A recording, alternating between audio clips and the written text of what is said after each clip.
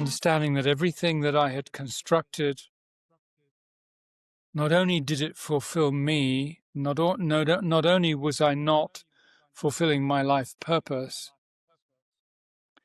but I was actually living within the constraints that I had created in order to protect my heart. And so I really began to understand the depth of the issue that we have in our human condition, that you mentioned unconditional love earlier, and the understanding that, yes, sometimes it is easy if you have a baby or a puppy like the one I'm holding in my arms right now. But when we deal with humanity itself and we see the violence and the horror of what human beings are actually capable of, and the suffering that lies underneath it that propels them into heinous acts, then we understand that really unconditional love is very difficult, because it means we have to love humanity in all its conditions. And some of them are pretty gritty, pretty shitty.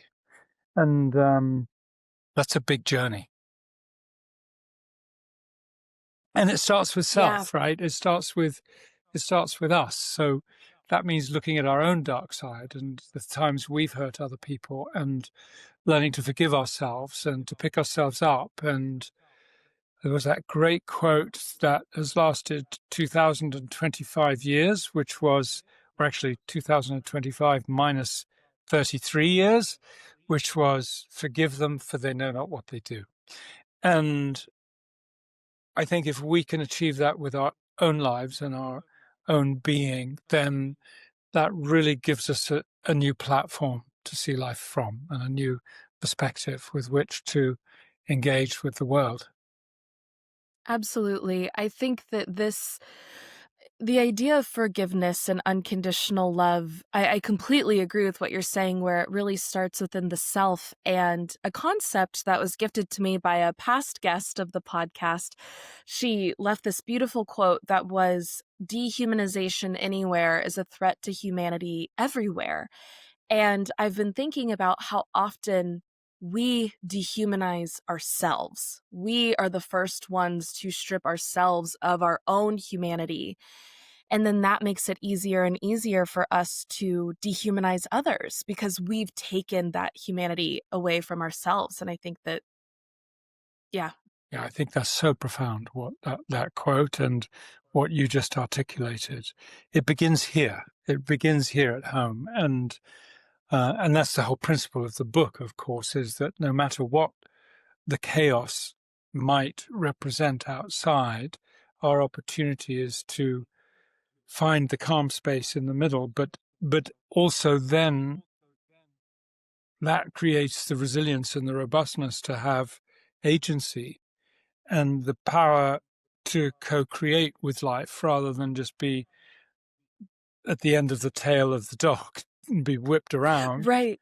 And then, so how does that sense of calm that we create inside influence the world outside us? And it begins with our family and our friends, and sometimes it goes further than that. And I think that's really what the opportunity is for us, is that we all have leadership abilities inside us. And I when I'm teaching in groups, sometimes up to several hundred or several thousand, and I ask that question, who thinks they're a lead or not a leader, or who thinks they're a leader? And it's remarkable the percentage of people that don't put up their hand. And yet, I think it's a truth that we're all leading all the time. We even call them influencers in today's world. We're being watched every minute of the day by somebody, and we cast a spell wherever we walk. We don't endow ourselves with the awareness of how much power we have as we walk through the world. So a random act of kindness or a grumpy exchange reverberates, and doesn't just reverberate, it also replicates.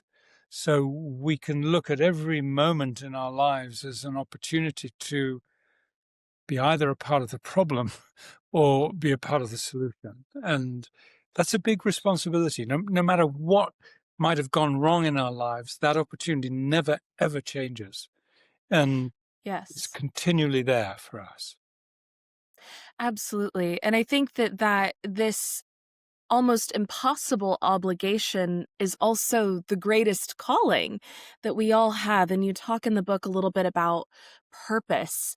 And I think that this speaks to what you were speaking a little bit about earlier in this balance that this impossible obligation calls us to strike. And is it a balancing? Is it a combining? Is it a non-duality, right? We can talk about this in so many different words, but in the book, you talk about the liminal space between no longer and not yet. Yeah. And a little bit ago, you were talking about this liminal space between the necessity of physical reality of life, of having a child you need to provide for. And even if it's just one being we need to provide for, there's bills and food and shelter and like real life responsibilities. And you mentioned that you forsook this spiritual path. And I think so many of us do feel this tension being pulled between the two. How, in looking back on this, why is there this tension?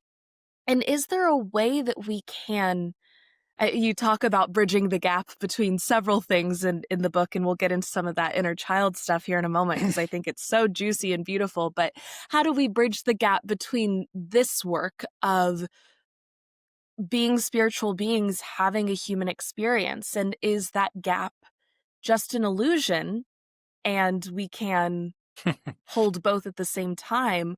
Or what's this work here? Yeah, I'm not sure if the question is clear, but hopefully Yeah. there's something there. Yeah, I love that. How do we bridge the gap between that spiritual perspective of, all is good and eternal, and there's no human constraint, and yet live in this physical body and manage with this life? How do we not all do the splits? Well, I think there's so much to say about that. I think part of it is the definition of the difference between relief and resolution. I think as humans, in our human experience, we're taught to settle for relief. And that's from our own personal experience as little children. When we get impacted or wounded, we have developed, for me, relatively ancient coping systems that I might, because they worked once when I was 5 years old, they then become, and they become a part of my subconscious database. They're going to get repeated automatically. And so each time that trauma that hurt me in the first place is touched upon or awakened, then I'm going to default to the same reaction that I used to have that might bring relief, but it's not actually resolving the issue. And so the distinction between relief and resolution, I think, is very important and something to study and inquire into. And I think it also represents that moment you mentioned of the no longer but not yet, that if we are willing as human beings to enter a state of not knowing, to become the detective of the experience of not knowing what to do, something very special can happen. And yet the script that we're brought up with is that admitting that I'm confused about something is not just vulnerable, but it's showing a weakness. And actually, Right. where there's the most confusion, there's the most possibility. So it's like we're looking, in many ways, we look at life through the wrong end of the telescope, and we really think we've got a very clear detail of what needs to happen. But unless we're willing to really wipe the slate clean and look at how we've become who we are, we're not going to have a chance of rewriting the rest of our life the way we would like it to be. So we learn that there are ways we can achieve resolution without re-engaging with trauma. and that can be gentle and loving and caring, and that each little step we make in that direction actually represents a quantum leap in result of how we feel with life and our relationship with life. And so, that innocence that we had as children that we've had to kind of suppress and cast aside, and the imagination that we had as children, which we might have been told was inopportune or undisciplined, or we weren't paying attention, or we were too much, or, be more reasonable and be more responsible, and all of those things that we might have been told are actually stories that we learned to believe were true. So when I say looking through the wrong end of the telescope, I'm asking, well, what if they're not? What if there's another whole story? And if you turn the telescope around, you can see much further, in much more detail, and there's so much more richness and joy that can be had. Yeah, absolutely. It's in Plato's allegory of the cave, the cave dwellers stepping out and seeing the sunlight, right? You're no longer occluded by just the illusion of these stories that were told. And I love what you said about a lot of these stories are be realistic. I think so often we're told, well, who are you to live your dreams? And who are Yeah. you to think that you're able to do these things, right? Like you think you're so special. And there is this certain sense of like, well, I don't want to be narcissistic or selfish, and I don't want to take up too much space. But actually, what that does is this dehumanization of the self, like we Yeah. are talking about. And I really love talking about this inner child work that you speak to, and I even love the language around the dragon, because it does speak to this idea of the fairy tale and the stories Yeah. that were told. Um, and so often in my own experience with inner child work, it's really interesting because there is this tension there too, that is, your inner child is the one that has come up with these coping mechanisms, just like you were talking about, that no longer serve us anymore, right? We adopted them because they worked when we were younger and we needed them to protect ourselves. But now we don't just need that relief, we need that resolution. And so there is this reparenting, as you mentioned, of the inner child, and re-educating it in a way. But also there's this other really vital piece of creating this safe space for exploration and for the inner child to really be able to just be and exist fully. And it's like there's this other liminality there. Talk to me a little bit about why inner child work is so important in this rediscovery of self. Well, I think I've got an impact statement to make about this. If you look at a presidential debate or a primary debate, I think we get to see the cost of not paying attention to our inner child. And I think if we look at the news every day, everything that is Yeah. conflict-ridden, everything that is escalatory, everything that is polarizing is the result of an inner brokenness, an inner separation. And in my work, as I use the breath so much, I've come to understand, I've worked with millions of people, and I've come to understand that this brokenness is a part of our human condition. And you could even say its source is the whole dualistic dichotomy. And so I don't want to be too intellectual. I also want to stay very practical about this. But in very, very straightforward terms, what happens is every time as a child that we were wounded or traumatized or shocked, we wanted to forget about it. We don't want to remember those times. We want to make life joyful and fun. We're always reaching for the best. And as we do that, as we kind of archive these incidents that have occurred, we're not aware that we also archive a part of who we once were. So it's not just that I heard someone once say, we cover our trauma with layers of forgetting. And we get very good at this. We're taught by society to forget. We're taught to dissociate. We're taught to take a solution from outside in the form of whatever stimulation or habit or addiction or pill or coping system it might be. It's reinforced to us in every possible way, in the commodified world as well, with commercials and everything. It's like, find ease this way. And then, of course, especially in North America, the small print of here are the side effects,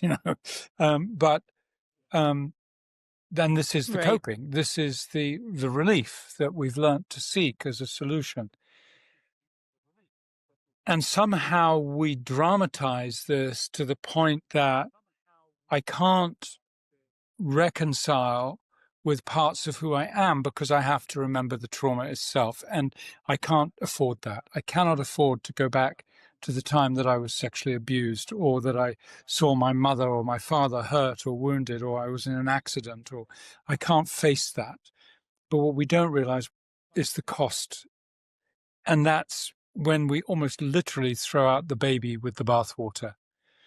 The bathwater is the trauma, but the baby still exists. And so a lot of my work is dedicated to creating a bridge between who I am today in my conscious being and with all the wisdom I've managed to accumulate in my life, and how can I become the healing agent for the wounds that I've suffered.